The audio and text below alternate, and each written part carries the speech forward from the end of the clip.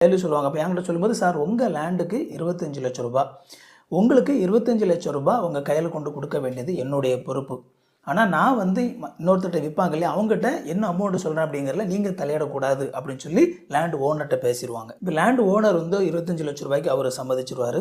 அதுக்கப்புறமா இந்த புரோக்கர் என்ன செய்வாங்க அப்படின்னா, அந்த லேண்டை விற்கிறதுக்காக ஆள் தேடும்போது அவங்க அந்த விற்கிற ஆள்கிட்ட என்ன அமௌண்ட்டு சொல்லுவாங்க அப்படின்னா, சார் இந்த லேண்டோடைய ரேட்டு வந்து 30 லட்சம் ரூபாய் அப்படின்னு சொல்லி சொல்லுவாங்க.